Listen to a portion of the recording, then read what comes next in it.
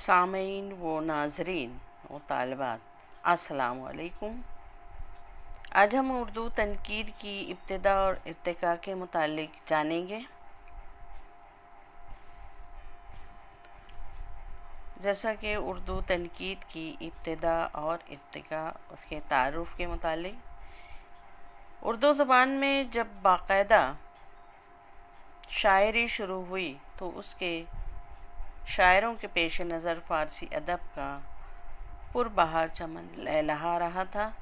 اسی طرح اردو زبان بولنے والوں کا مذاق اسی سنت گری کو اپنانے پر مجبور ہوا جو فارسی زبان میں رائج تھی۔ اس لیے اردو میں وہ تمام چیزیں درآمد کی گئیں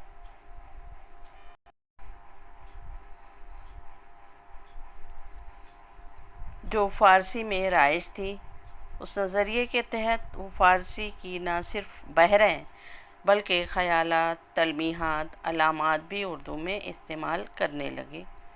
ظاہر ہے کہ اس صورت میں اردو سے دلچسپی رکھنے والوں میں شعر کے اچھے اور برے ہونے کا جو معیار تھا وہ فارسی کے اصولوں سے مختلف نہیں تھا۔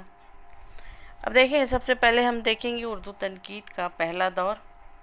اردو ادب کے ابتدائی زمانے سے ہی شعراء کے ذہن میں شعر کے اچھے یا برے ہونے کا جو معیار تھا اس کا اظہار ہمیں جگہ جگہ مل جاتا ہے۔ اس قسم کا پہلا بیان ملا وجی کی مثنوی کتب مشتری میں ملتا ہے۔ وجی اچھا شعر کہنے کے اس زمانے کے معیار کو پیش کرتے ہیں۔ اردو شاعری کا جب شمالی ہندوستان میں رواج ہوتا ہے تو پہل بھی فارسی کے معیار ہی اور اس کے چلن ہی سے ہوتا ہے۔ چنانچہ فائز نے اپنے اردو دیوان کے شروع میں جو مقدمہ لکھا اس میں نظم اردو کے اصول بیان کیے ہیں۔ مثلاً شعر میں جدت اور لطافت ہونی چاہیے، الفاظ سادہ، شیریں اور عام فہم ہونے چاہیے۔ اس طرح شاہ مبارک آبرو، شاہ حاتم، مرزا سودا باقر آگاہ بھی اپنے قلم سے اس عہد کے طرز تنقید کے نمونے پیش کیے۔ اسی میں دیکھیں گے ہم اردو تنقید کا دوسرا دور۔ سلطنت مغلیہ کے زوال کے ساتھ ساتھ فارسی کا اثر بھی گھٹتا گیا اور اردو زبان لوگوں کی توجہ کا مرکز بنتی گئی۔ شعر و شاعری کا چرچا عام ہوا، شعراء کی تعداد بڑھی، زمانے کے بے رحم ہاتھوں سے ان کے ناموں کے مٹ جانے کا جب خطرہ لاحق ہوا تو فارسی زبان کی پیروی میں اردو میں بھی تذکرہ نویسی کا آغاز ہوا۔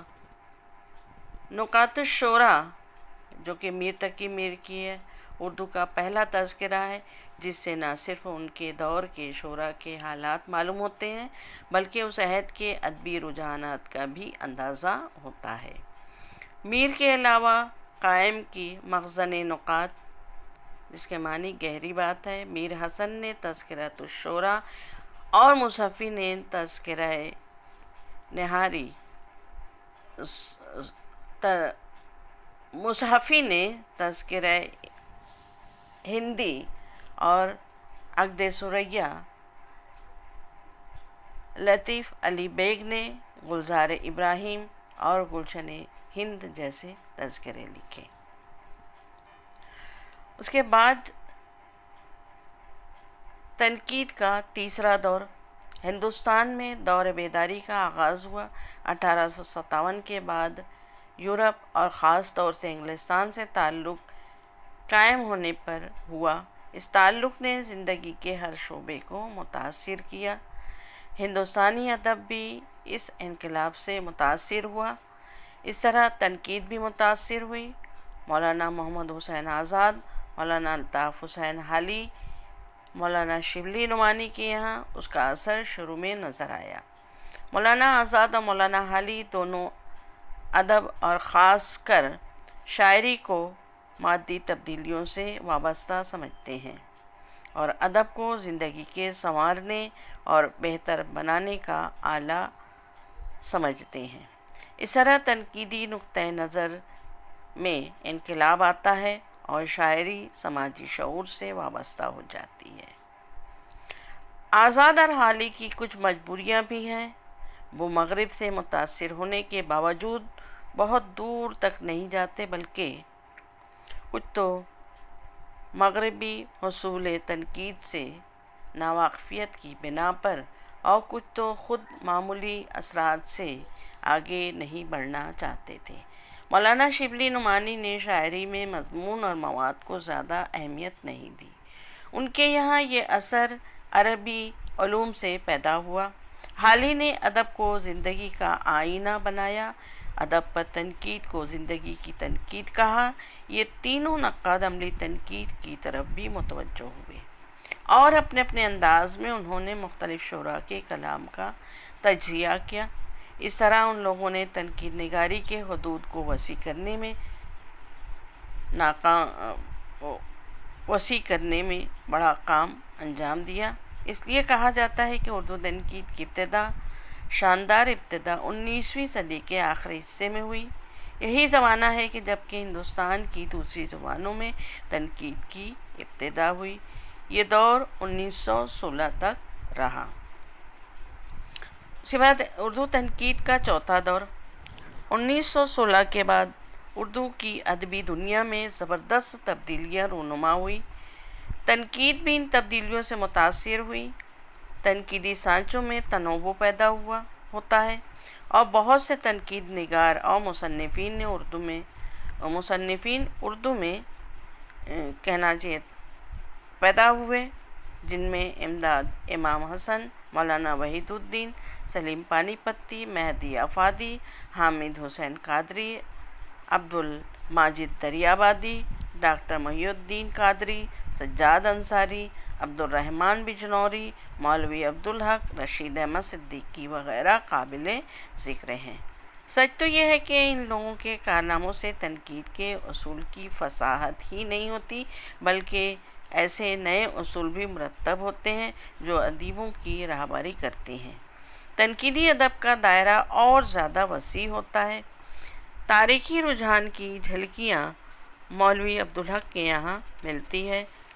جمالیاتی و تاثراتی انداز مہدی آفادی، عبدالرحمن بجنوری، سجاد انصاری کے یہاں نمایاں ہے۔ نفسیاتی رجحان عبدالماجد دریابادی اور ڈاکٹر محی الدین کے یہاں نمایاں ہے۔ یہ دور 1916 تا 1936 تک قائم رہتا ہے۔ اس کے بعد اگلا دور اردو تنقید کا پانچواں 1936 کے بعد بہت سے نقادوں کے یہاں شعر و ادب کی پرخ رکھنے کی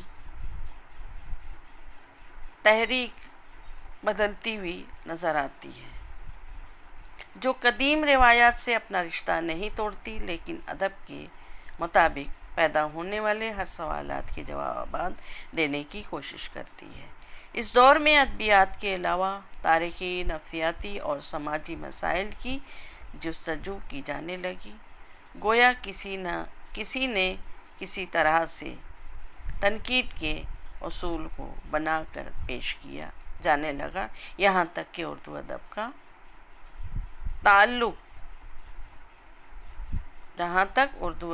تعلق رہا ہے۔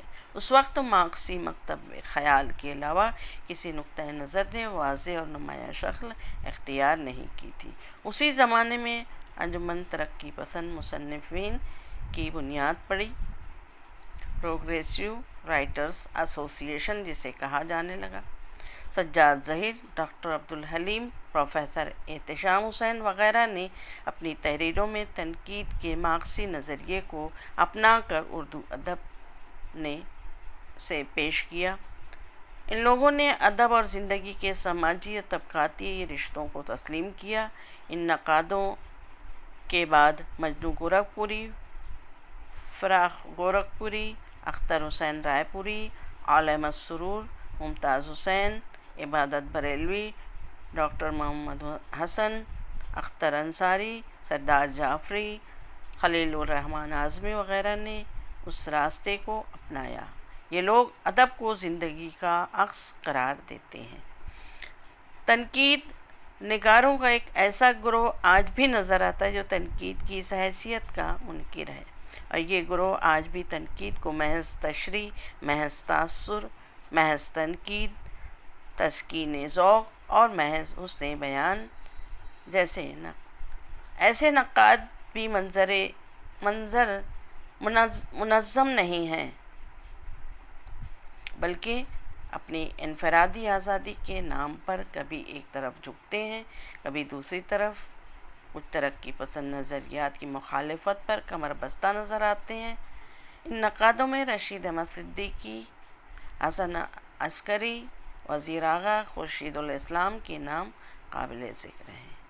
ان تمام تنقید نگاروں کے علاوہ تنقید نگاروں کا ایک ایسا گروہ موجود ہے جو ان تمام نظریات سے مکمل طور سے متاثر ہوئے بغیر اپنی تنقیدی خدمات انجام دیتے ہیں۔ مولوی عبدالحق نیاز فتح پوری، مسعود حسن رضوی، عبدالقادر سروری ایسے نقاد ہیں جن کی اہمیت تسلیم شدہ ہے۔ اسی طرح ڈاکٹر سید عبداللہ، ڈاکٹر ابوالعز صدیقی، وقار عظیم، اختر خواجہ احمد فاروقی بھی تنقید کے بے حد اہم موضوعات پر لکھتے رہے ہیں۔ جہاں اتنے سارے ناقدوں کا ذکر ہوا، دو اہم نقادوں کا ذکر نہ کرنا زیادتی ہوگی۔ یہ کلیم الدین احمد اور محمد حسن عسکری ہیں۔ یہ دونوں اپنی بت شکنی میں اور بت پرستی کے انداز میں ایک دوسرے سے بہت قریب ہیں۔ ناصدر غیر مطمئن دو مختلف راستوں سے چل کر یہ ادب میں نفسیاتی اور جمالیاتی پہلوؤں پر زور دیتے ہیں۔ تنقید کی روایت جو اردو میں نقطۂ عروج اور تعارفی جملوں سے شروع ہوئی تھی، اب کتنی ہی ضخیم کتابوں کا ذخیرہ اپنے دامن میں رکھتی ہے۔ اردو تنقید کے سامنے ایک شاندار مستقبل ہے۔ جیسے جیسے حالات بدلتے جائیں گے، علوم کی ترقی ہوگی، تحقیق اور تفتیش کا رواج عام ہوگا، نئے نئے رجحانات عام ہوں گے، تو تنقید بھی نئی نئی راہوں پر رواں دواں نظر آئے گی۔ حالات تیزی سے بدل رہے ہیں اور بدلتے جائیں گے۔ تغیر اور تبدیلی کا سلسلہ رکنے والا نہیں ہے۔ اردو تنقید ان تبدیلیوں کے سانچے میں ڈھلتی جائے گی اور اس کے ارتقاء کا سلسلہ جاری رہے گا۔ اس طریقے سے یہ موضوع یہیں پر اختتام پذیر ہوتا ہے۔ اللہ حافظ۔